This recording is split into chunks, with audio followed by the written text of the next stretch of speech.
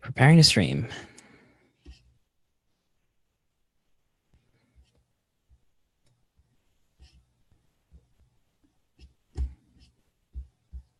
Okay, I think we are live. Great. So, welcome everybody to a neurolearning live stream, Discover Past Life Regression with Daniel Ryan, co-hosted with Evolve and Ascend. My name is Jeremy Johnson. I am the founder of Neurolearning, an online platform dedicated to exploring the edges of consciousness and personal transformation. I will be your co-host today, along with Jennifer Sodini, the founder and director of Evolve and Ascend, as well as Henrietta Weeks. Hi, Henrietta. Henrietta is also a neurolearning colleague of mine. And today we're very excited to have Daniel Ryan on with us to explore past life regression experiences and hypnotherapy. Welcome, Daniel Ryan. This is an introductory class for our upcoming virtual workshop next week on December 13th. And that's a 2.5-hour course that Neuro will be offering. And definitely check that out. We're going to leave that in the feed here in the webinar and also on Facebook for you to check out. So Daniel has maintained a full-time practice in New York City since 2011. His offices are located at the Center for Integrative Hypnosis in Chelsea.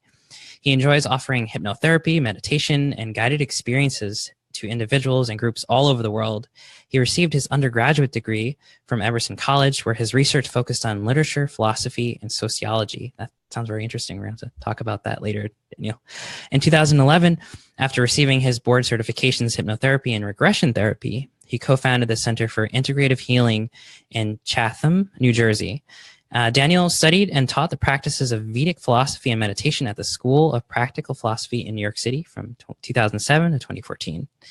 And interestingly, Daniel's father, Jeffrey Ryan, introduced him to his work when he was in his early teens. And Mr. Ryan he first taught hypnosis by the U.S. military in the late 50s, and he maintained a practice for over 30 years in Morristown, New Jersey, offering hypnotherapy and regression therapy. And he served his time as the president of the Association of Past Life Research and Therapies, and Daniel took over his work when his father passed away in 2011. And we're going to leave some links for you in the chat box and in the live stream so you can check out all of this great stuff on Neura and on Daniel's website. So I want to welcome Daniel. I want to welcome Jennifer and Henrietta. So hi, everybody. Hello. Hi. Thank you so much for having me, Jeremy. Thank you, Jennifer, and thank you, Henrietta. Thank you. All right, so to get started, so we wanted to kind of just riff tonight, but first of all, maybe we can go a little bit into your background with coming to study past life. I know it's been in your family, which is interesting. So maybe we can start there, how you kind of grew up with this idea, that you can have these experiences in a very therapeutic and professional setting, and how that kind of influenced your worldview of, having past lives, having multiple lives, or at least having those experiences as integral to therapy, spiritual expression, everything. Yeah, for sure. And that is a great place to start. And that information about my dad in the introduction here, it was relevant for this conversation because I would also like to make this conversation about storytelling and as conversational as possible as we're all sitting here in front of screens to simulate the experience of being here in my living room together as much as possible and sharing stories from inside of my family and from inside of my practice and my dad's practice too. So I was 13 or 14 years old when I was first introduced to regression therapy. I was with my father. He was leading a group experience in a New Age bookstore in Princeton, New Jersey, I believe. And it was a past life regression day-long event that was on the theme of resolving fear and past trauma, if I'm not mistaken. Now, I was just tagging along as like hanging out with Dad. That's really what I was doing there. This is, a 13-year-old boy we're talking about in the early 90s. So I'm not thinking about how I'm going to apply this to my professional career in decades down the road or anything like that. But as it happened, that day did change my life. And I participated in the exercise that my dad was leading without knowing a whole lot about it. and saw certainly a different side of him emerge. That was a turning point in he and I's relationship. But besides that, that was my introduction to meditation. That was my introduction to hypnotherapy. That was my introduction to the broader spectrum of guided therapies. It was my introduction to, the beginnings of a finer understanding of the concepts of reincarnation, regression therapy, past life regression. Again, a 13-year-old boy, I don't have much past to look back on in my life as it was at that time. So it could potentially only be past lifetimes. But so to tell you what happened to me that day, I experienced what may or may not have been the past lifetimes of a young woman during expansion into the West in her early 20s who was newly married to what seemed like a caricature of a banker or something, the Monopoly man, a twisty mustache and a monocle and things like that. And he left me high and dry as this wagon train was traveling west, and I died soon after doing dishes. I have no idea what happened to the children that I'd had. It was a very kind of sad story about this young woman who didn't have much power or control over her life at a time when very few people did, and paid the ultimate price as a result. Now, as a 13, 14-year-old boy, I was experiencing a fairly intense sibling rivalry at home as my parents were splitting up at the time. And my brother and I, who was 3 years older, had a kind of more than a sibling rivalry. It was like a sibling jihad. It was a very intense kind of at each other's throats all the time thing, as we were both teenagers and doing all the things and making all the mistakes teenagers do. And the lessons of this young woman during this past life regression were directly applicable for me to the power and control that was happening and changing hands constantly, changing sides constantly in the house that I was living in and growing up too fast in, many would say. And so I knew very early, the benefits of past life regression and doing these kinds of exercises and seeing the experiences, if not metaphorically, at least symbolically. It was very clear to me at a very young age, and we're going to talk more and more about this, the nature of memory very broadly over the course of this conversation, as well as the terrific lessons, the transformative potential that exists in the exercise, the full spectrum of experiences, all the way from that potential to the potential that somebody will see the back of their eyelids for 20 minutes. And every experience along that spectrum truly being valid, and one not necessarily predicating that the other is impossible. So all that as a way of saying that day was a very, very transformative day for me and set me on a path that had me asking my dad a lot of questions for the next 20 years or so. And put me on a path that I didn't know would lead me to this conversation, which I am very happy and grateful to be having tonight. So that's a long-winded answer to your question, Jeremy, but that's what we're here for, right? Absolutely. Yeah. Yes. So, for everybody, we're on Facebook now, live streaming. So more people are tuning in as we go. So we're talking about past life regression and past life experiences. So maybe a good place to also start would be, first of all, what are these experiences? What are past life experiences? Are they more like memories when you're describing this kind of experience you've had? Are they more like memories, or are they visions? And are these things common? Do a lot of people experience these? So again, to speak about the nature of memory very broadly, it's very important to start out with the understanding of the reconstructive nature of memory. Pardon me, I just took a sip of my drink down the wrong part of my throat there. Anyway, so I was very honored once to do a talk with a man named Joseph Ledoux, Dr. Joseph Ledoux, who's a researcher at NYU, who coined the term memory reconsolidation, which corresponds to the process of neuroplasticity which occurs in our brain as we are accessing what we call our memories, which, just so we all understand too, do not live solely in our brains, but all over the body.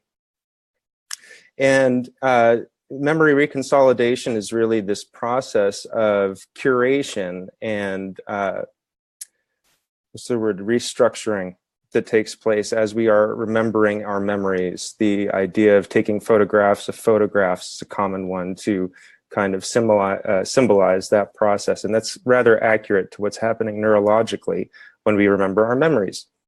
So as we talk about what's happening during past life regression, it's very important to just keep this in mind. You know, for instance, as a hypnotherapist, I will not do memory retrieval. That to me feels, in fact, like I won't say that it's unethical, because I don't necessarily think it's unethical. It's just simply very, very temperamental ground. And the first thing I will do with somebody that comes to me looking for memory retrieval, which doesn't happen very often, but we will have a conversation about the reconstructive nature of memory to begin with. Alan Watts has this beautiful quote that we've posted around in relation to this conversation tonight, actually, which I think does sum it up very beautifully, where he says that he's come to realize that the past and the future are real illusions, and that they exist in the present moment, and that that is all there is and all there ever will be. And I tend to agree with him. I also agree with Voltaire when Voltaire says that it's not strange that we would live more than once. Everything in nature is resurrection. You know, so as far as my, I don't know if the word belief is too strong, but as far as my understanding and affection for the process of reincarnation that I see around me all of the time, I have no reason to think that we would operate any differently, though I do not claim to know exactly how that process would work. I sense that language would not be able to articulate it. That having been said, to go back to your original question, Jeremy, my stance personally and professionally as it is today is that perhaps the experiences that occurred during past life regression are memories of past lifetimes. Perhaps they are something else. It is very clear that the experiences are speaking to us, our consciousness, metaphorically. And for instance, the way through dreams, one understanding or lens through which to interpret dreams is that every landscape is symbolic and every character is you. Every character is the dreamer. We could look at past life regression through the same lens. We can analyze and examine it as an archetypal journey, an understanding from a Jungian collective consciousness where all of these stories, all of our past life memories, are stored together, and we pull from them individually. Perhaps it's a, we'll say, creation or a result of Western acculturation and the individual, the idea of the individual, that Dan's story is the one that's going to continue. You know, another thing that I believe I heard in Alan Watts' lecture is that he feels the earth creates people the way the tree creates leaves. You know, just that each one is very, very similar to the others, but each one is also very different if we put it under a microscope.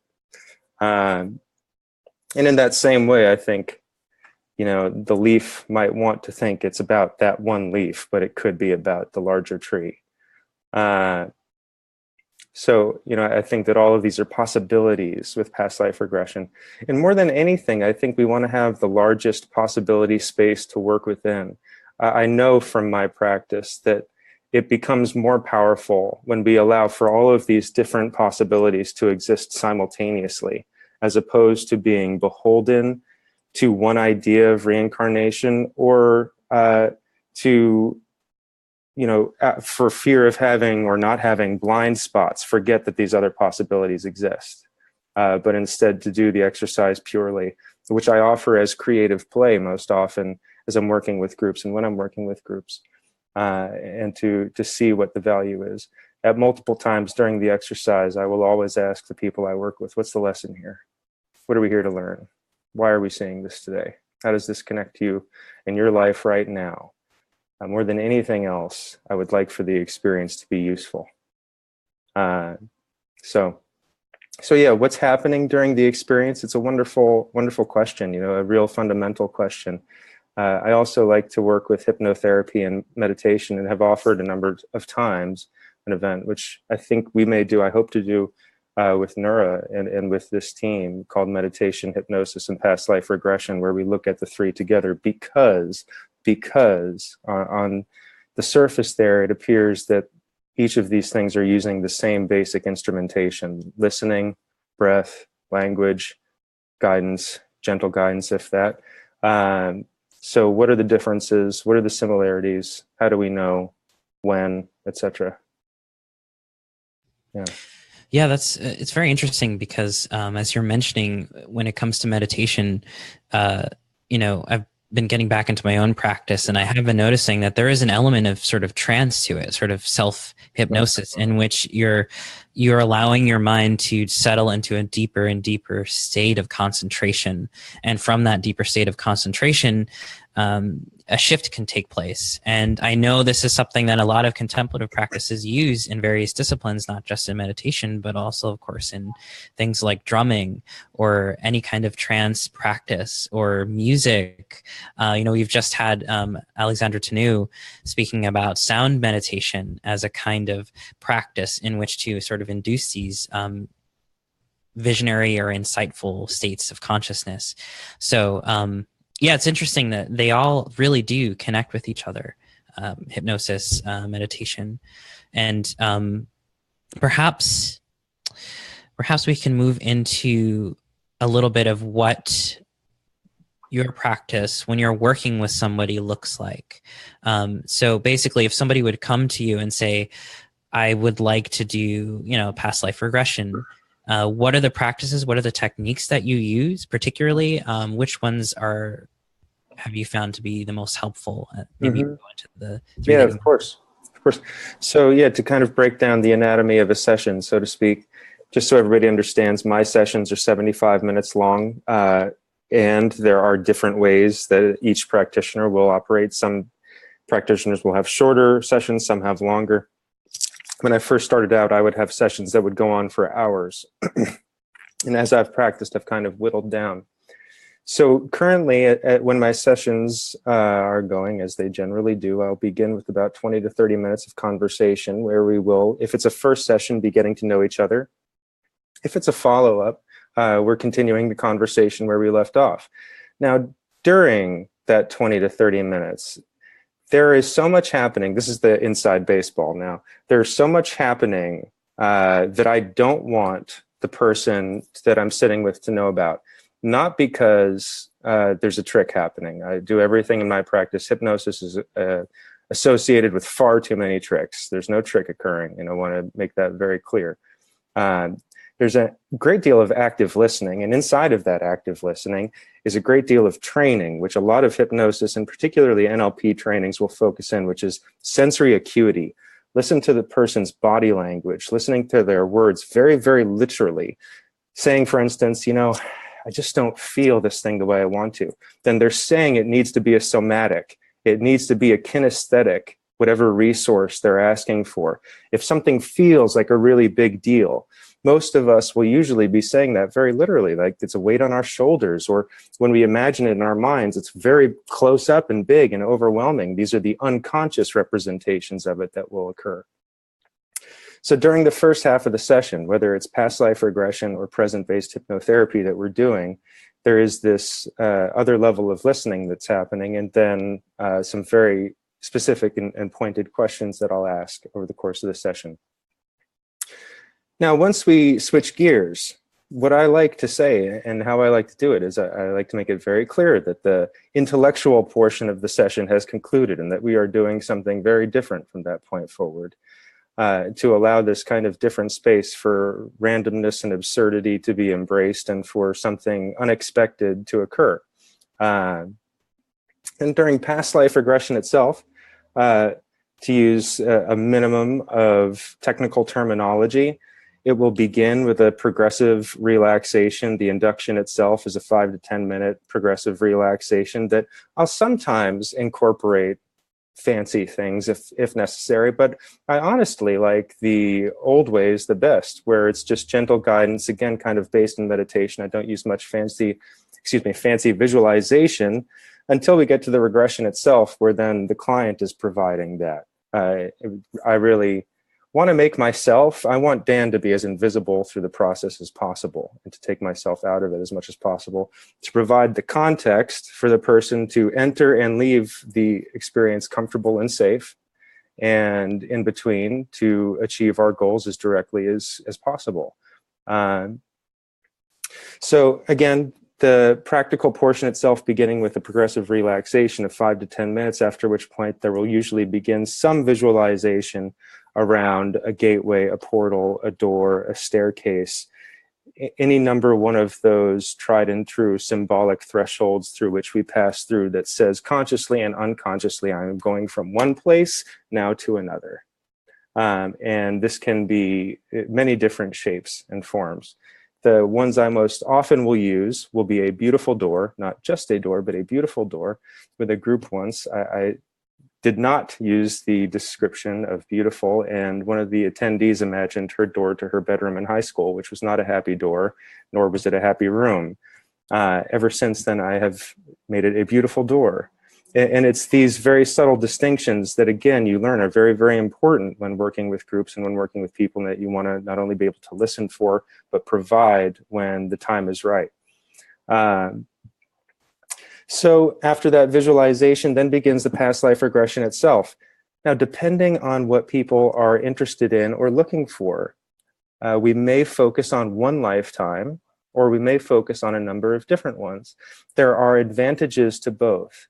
One lifetime can sometimes be all one needs to see. And then other times, it can be very advantageous for a person to see different lifetimes reflecting the same thing in different ways, connecting back to the present lifetime. And again, in each case, we are asking the question, as often as is appropriate, what is the lesson here? What are we meant to see? Directing the questions to one's own higher mind. You can also invoke guides along the process. One of the sillier tropes or platitudes, perhaps, of all New Age practices is the spirit guide. But I happen to be a huge believer in the benefit of having these advocates on our side. It's really just a representative for the person's higher self, quote unquote higher self.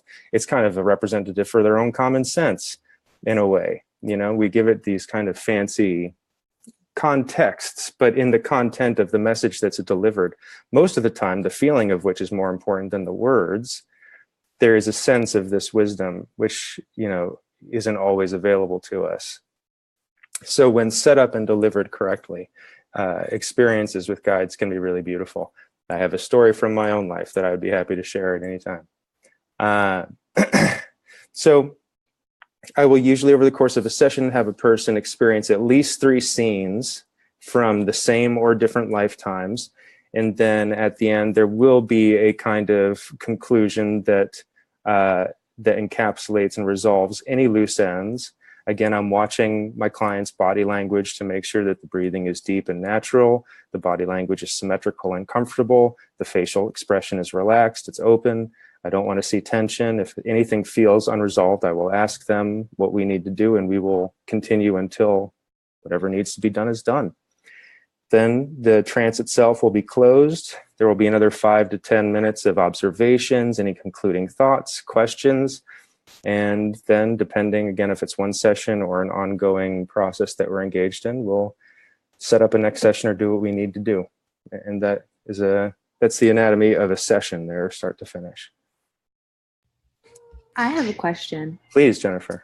So in my past life regression session, I had something that was called a soul key session. Mm-hmm.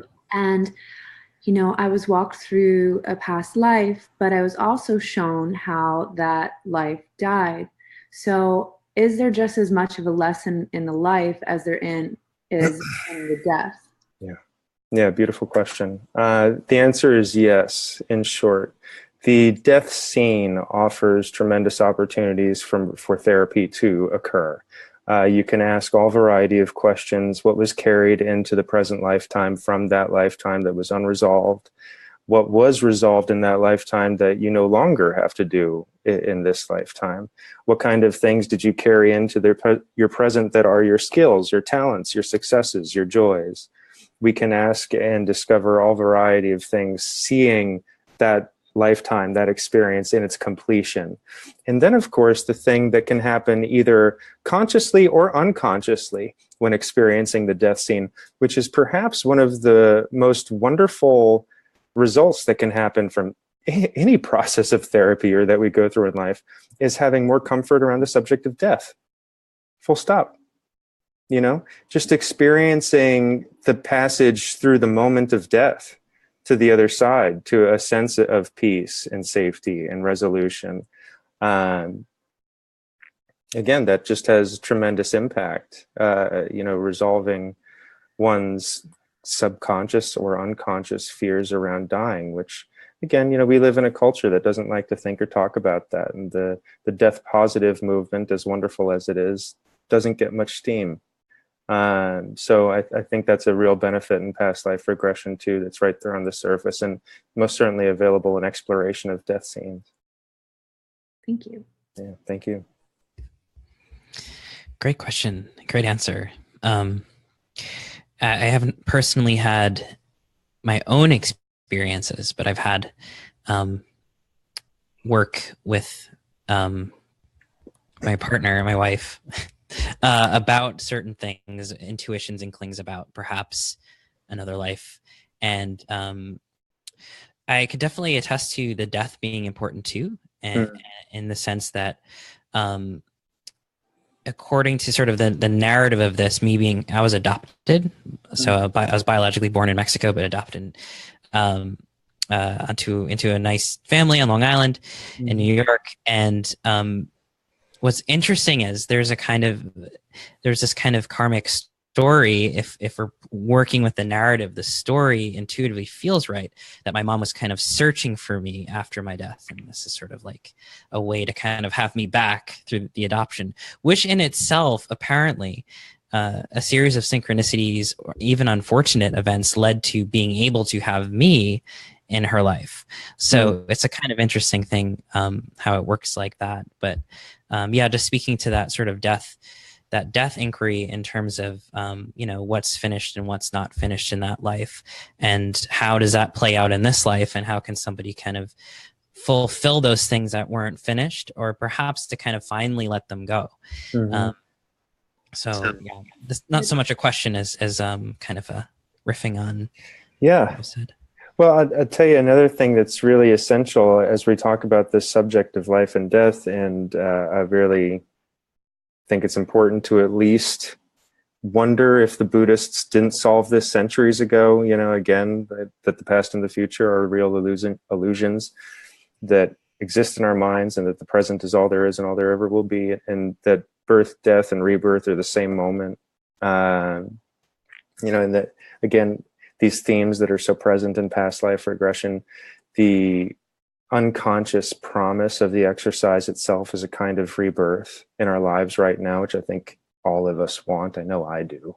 You know, which is so natural to seek and to look for, and touching that, I do think, is available in the exercise. Again, I don't want to be hyperbolic. There's a very large spectrum of experience that can come through. And again, you know, with the philosophy of reincarnation itself, it's a very important reminder for all of us that if this is in fact a wheel that we're engaged in, the idea is to step out of it.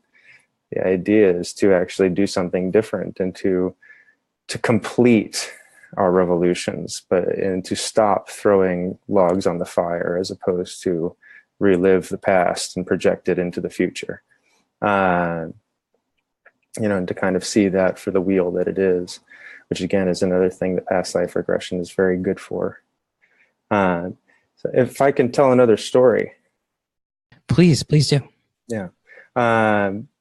So one of the more beautiful lessons that ever came through one of the regressions that I did, I think this was 2 or 3 years ago now. If there are people in part of the discussion that have seen events that I've done previously too, you may have heard this story before. Forgive me. So this young woman who was in her late 20s, early 30s was coming to see me. She was interested in past life regression. She was a workaholic. She wanted to take better care of herself. She was working in a bar, tending bar, managing it a couple nights a week, also co-owned and was running a shop in Williamsburg here in Brooklyn. So she was working a lot, and I think she was also sending some money home. So there was a sense of duty in what she was doing. So we worked together for a couple months, and during one of the regressions that we were doing, she had this experience where she reported that she came to in the scene as a camel. Now, this in itself is not necessarily strange. Animal experiences will happen. Extraterrestrial experiences will happen. Non-human experiences of all sorts can happen. So she is experiencing a camel, and then says that she's actually at the nativity scene. She's at the moment of the birth of Christ. She's a camel there at the birth of Christ. So I am thrilled and curious and on the edge of my seat. I can't even believe how fortunate I am to be in conversation here with the camel that was at the birth of Christ. I mean that very sincerely too. I genuinely do. So as we're talking and asking questions, one of the first things that she noticed, she received some information from Mary herself. And just so everybody knows, she wasn't particularly Catholic or Christian. Neither am I. If I wouldn't put her in a category, but based on her style, which she had plenty of, she seemed more like a pagan or a witch or something like that. Yeah, so there wasn't much basis for these icons or these symbols to come through other than just their existence in the culture around us. As we were there, she was receiving particular information about women's issues that she was experiencing through Mary. And the communication was coming through Mary. I never asked her for specific information about it because I didn't need that information. All I needed to know was she was getting everything she needed, and she said that she was, and that was enough for me. So in that, then we moved our attention to seeing the baby and the wise men, the other animals, the night sky. And as we're going through it, I asked her that question of what's the lesson here? And what comes back is that she had mistaken nearness to spirituality for self-care for a long time, and that she needed to take better care of herself. And that was coming through as this experience of the camel present at the birth of Christ, that this woman in Williamsburg had mistaken nearness to spirituality for self-care. As one who practices past life regression, I know from my own life how easy it is to mistake nearness to something, proximity for the thing itself, and to project and reflect that in a kind of hall of mirrors. I would love to share a story whenever you're ready. Yeah, to. Please, of course.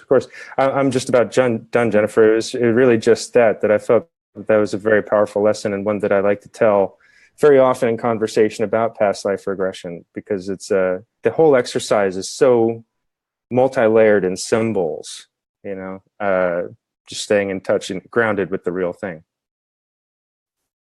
It's amazing. Yeah, please. My experience was really similar. So, I started Evolve and Ascend in 2013 after a series of synchronicities, and breaking open the head kind of was my year of remembering. But to go back, as a child, I was always interested in this information. And when I was very young, for some reason, I was always drawn to this name, Sarah. I wanted to name my mom's car Sarah. I wanted to name everything Sarah. Flash forward. I had my past life regression, and I was dropped into a life of someone named Sarah. And this life was so intense, and what I saw, and I don't share it openly, but I just feel so called to because of what you had shared. Sarah was somebody that was living in kind of a biblical time, and her teacher was someone named Yeshua.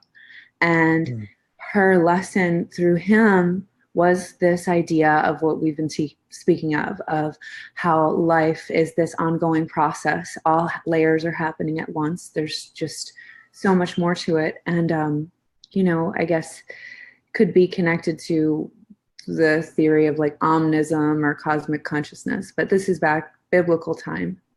And Sarah was a very aware person, but very angry with the times.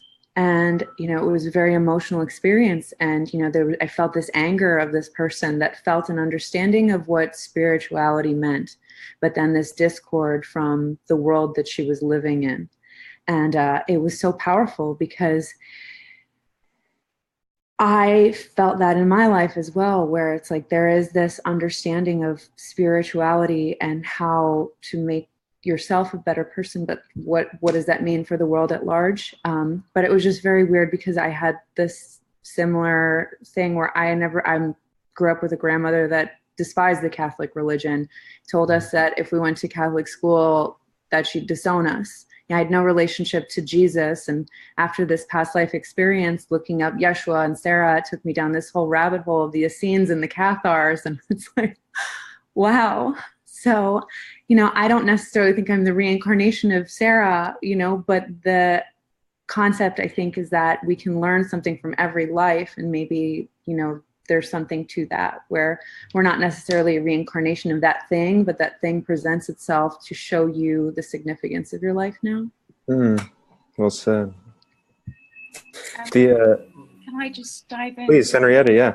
Yeah, thanks so much, Jennifer, for that story too, because now it's inspiring me to mention one that I had, actually, just to say that I've had a couple of sessions with Daniel, and I've also worked with him on a webinar series. So when we did the first webinar series a while back, maybe a year ago, was it?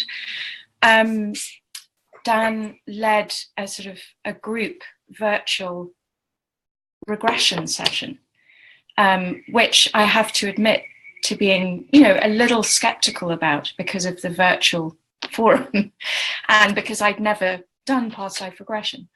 But it suffice to say, it was very powerful, and something happened for me that I felt was significant that Dan actually picked up on. And that's when I came in to see you, because you'd said perhaps we'll explore that.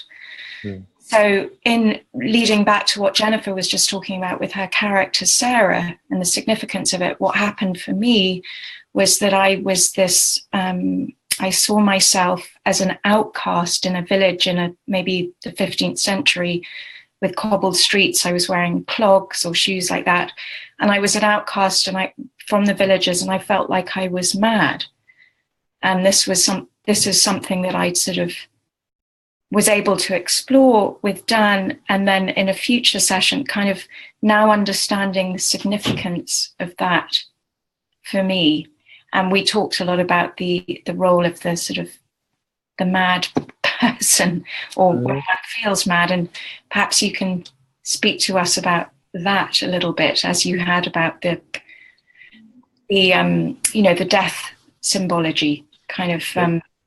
Because I just want to add, actually, Dan, that all the work that I've done with you through those 2 sessions, I'm now, a lot of very interesting things are happening with my family, my immediate, my mother and father, to be very specific, like real change, which I have to say, I didn't, it's not like I've invited, it's like they kind of have, but I had changed my kind of relationship to them already in my mind through working with you in that powerful session we recently had, but it kind of led back to the imagery of the mad woman that felt shame in the first session. Yeah. So, yeah. Well, I tell you, you mentioned shame after you mentioned madness just a moment ago. The other side of this coin that we're speaking about, particularly in this context of madness and mental illness, even just in general, the way it's looked at socially, even now, we can't have the conversation without including how powerful a force shame is, socially and on the level of individual.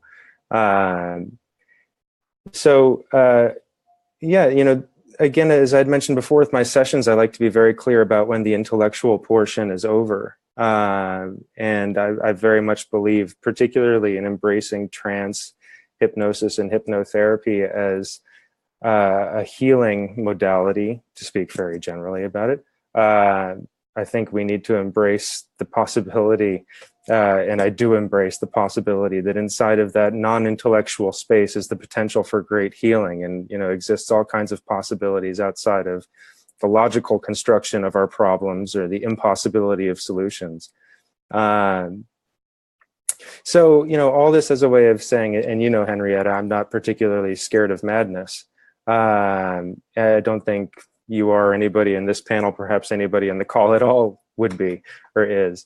So I think once has an understanding of just how okay, quote unquote, altered states is. Once one reads Breaking Open the Head, or once one reads Psychomagic, or once one listens to all of the lectures of Alan Watts on repeat, or whatever process one goes through to waking up and looking into consciousness studies of various forms, again, to speak broadly about the benefits of that, I think part of that is you cease to become afraid of altered states, and the concept of madness, which again has a kind of social exile inside of it, that is, just covered in suffering and shame.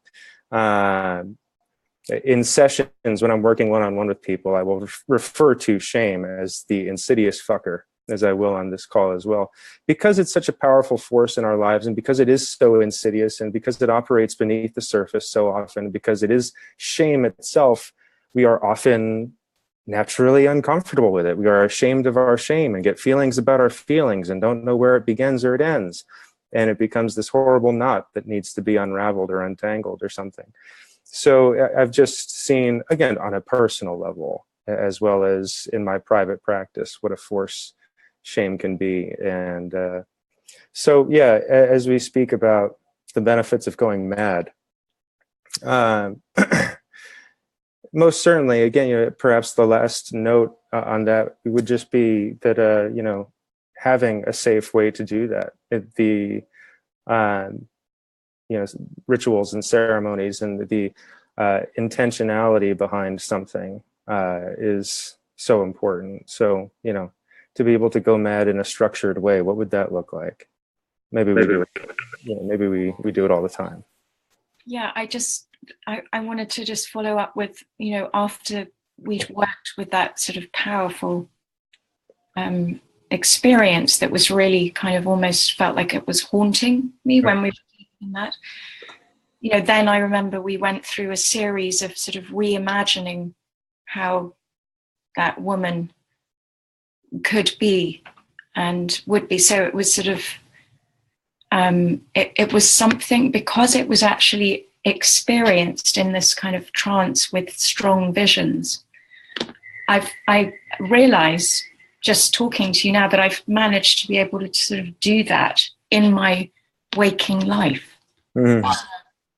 So that's one of the great benefits of your work, because it really is working with the metaphors in the visions is so kind of, I've found, easily transferable just organically to one's daily life. I mean, that's my experience, having had those very powerful and deep sessions with you. Well, thank you, Henrietta. It's not a platitude when I say you're the one doing the work. So thank you very much for your compliment. I'm very happy for you and the work you're doing. Well, beautiful.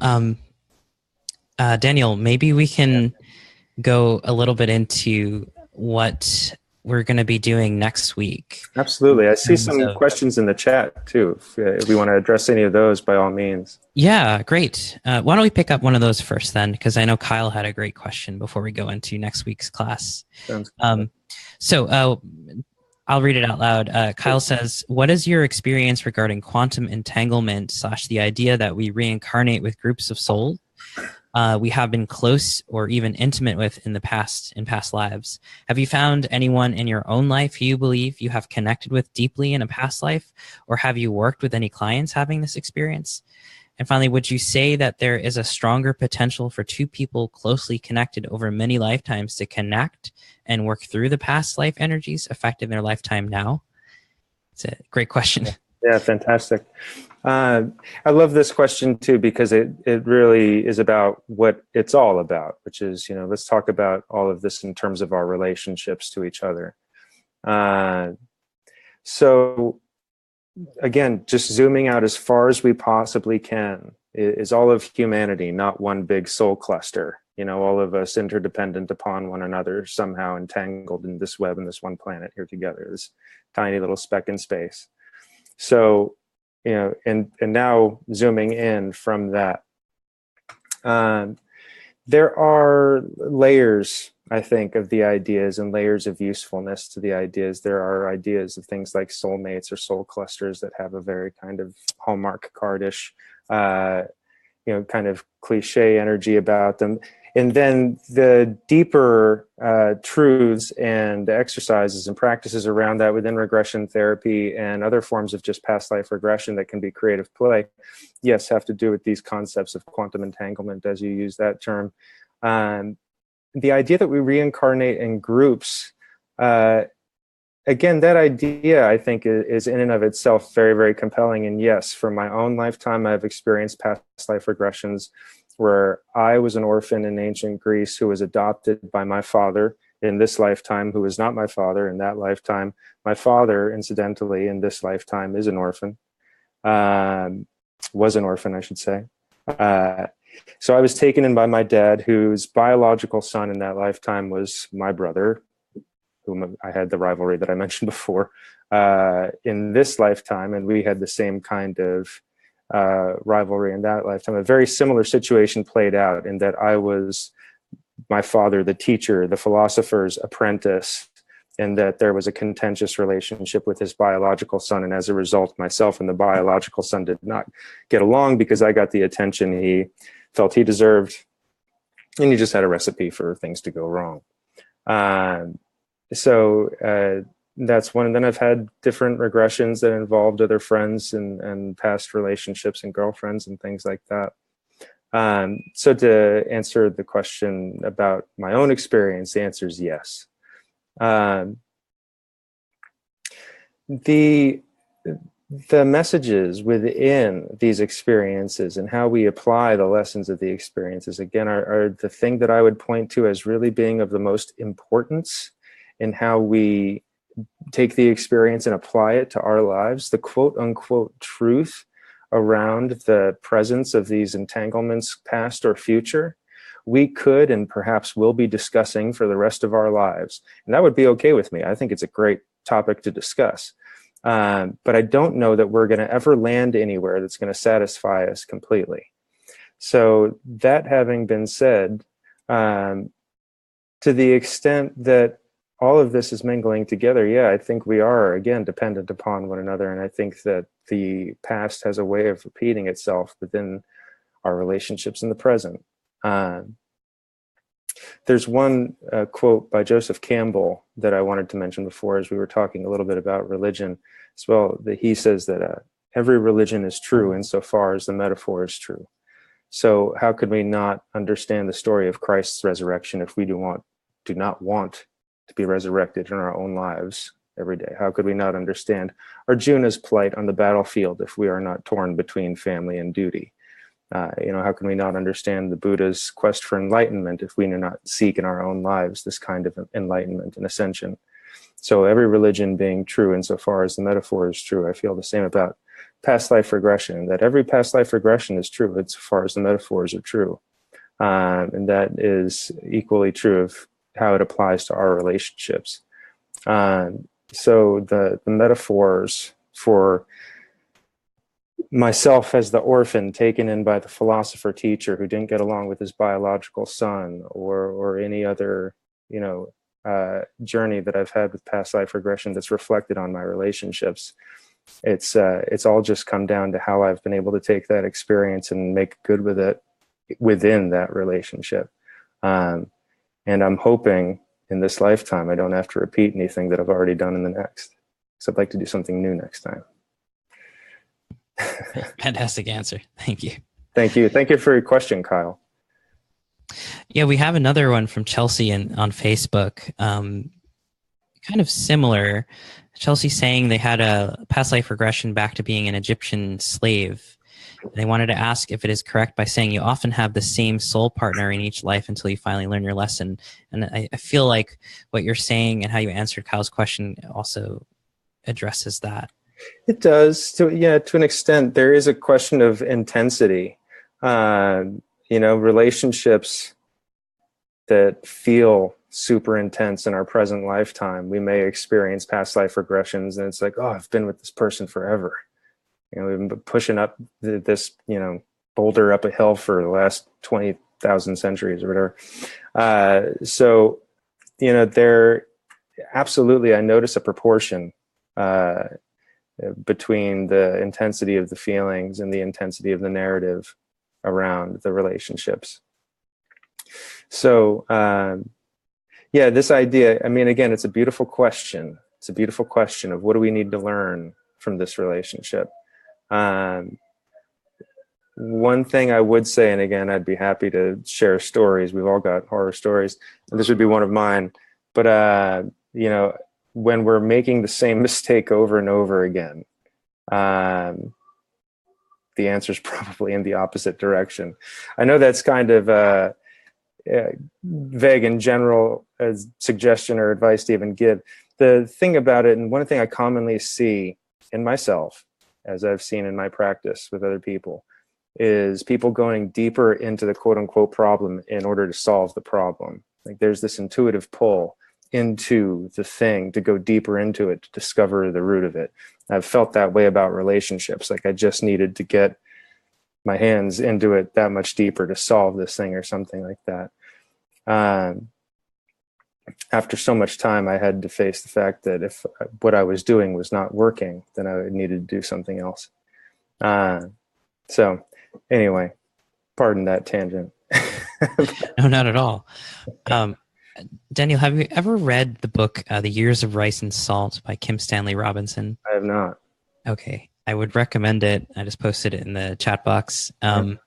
It's a science fiction / fiction book, but written from the perspective of these two souls as they reincarnate through centuries, through eons together, kind of working out some of their relationships, some of their karma, facing these kind of visionary passages in the text of just amazing angelic bureaucratic karmic judges, and trying to work their way through thousands of years of different lifetimes and work through history and the problems of history. It's a beautiful book. It's very philosophical, and I would just recommend it. Just kind of made me remember it. And somebody's mentioning Cloud Atlas as well. I was just going to mention Cloud Atlas. I haven't read that one, but of course the movie is very beautiful. So, but I need to read that one as well. So, let's see if we have any other questions popping up here. I think we had a comment from Michelle a little bit earlier. Yes. So Michelle is actually just mentioning one of her experiences, and if I can get it open again. Yeah. She's saying she had one experience in which she saw herself being burned at the stake and coming back as an inquisitor and burning other witches. And I know this is what I have carried into this lifetime. She says, I do not condemn people for their spiritual beliefs, and I stand up against the burning. Wow. So thank you for sharing that, Michelle. Yeah, thank you, Michelle. Nice to see you out there too, to know you're out there. That's great. Yeah. I'll share the book. Padmini's asking about the book. Here we go. It's in the chat box now. So I know we're coming up on the hour. Maybe we can talk a little bit about what next week is about and what we're going to be working on next week, because we're going to have an actual 2.5 hour virtual workshop with you on neurolearning, and some of the things that you've been talking about and explaining and introducing tonight, we're going to be going into perhaps in a little bit more of an experiential and also kind of theoretical grounding. So maybe we can go into that a little bit, just for folks who are interested, what to expect next week. Yeah, most certainly. So next week will be far more experiential. We will be putting all of this to use and experiencing a couple different times over the course of the evening, past life regressions. I'll be guiding them. and in the comfort of your own home, where I hope everybody will feel free to make themselves comfortable, either lying down or in a chair. The closer one makes their situation to a bed, the more likely they are to take a nap. So wherever that line is for each individual, I trust you all as the experts on yourselves. But yeah, I'll be guiding the experiences, and there will be an opportunity for everybody after each one to share either through the chat or through moderation their observations, questions, commentary, thoughts, what they experienced, what they expected, what they didn't expect, et cetera, so that we can have this open dialogue happening live and get people's responses and reactions, and again, just kind of questions and commentary and observations, and figure out together what's going on here. Wonderful. Thank you. My pleasure. My pleasure. Any questions, of course, do feel free to send them our way. Yeah, absolutely. And anybody who's watching on Facebook, feel free to leave them in the comment section on this video feed. I know you've already left a few of your experiences in there, and thank you for tuning in with us. And yeah, thank you, Jennifer, and thank you, Henrietta. Yes, thank you very much, Henrietta and Jennifer. Thank you Thank you so much, both. Daniel and Jeremy. This was wonderful. Yeah, it was great. It was great to see you again, Daniel. I'm so looking forward to working with you, and wonderful to meet you, Jennifer, and have your participation. And everybody out there, thanks for joining us. It's a great way to kick this series off with Dan that we'll be taking into 2018. Yeah. Fantastic. Wonderful. Well, everybody have a good night or good morning wherever you are in the world. And thanks for tuning in. And thank you so much, Daniel. My pleasure. Thank you. I'll see you all soon. See you next week. All right. Bye. Bye now.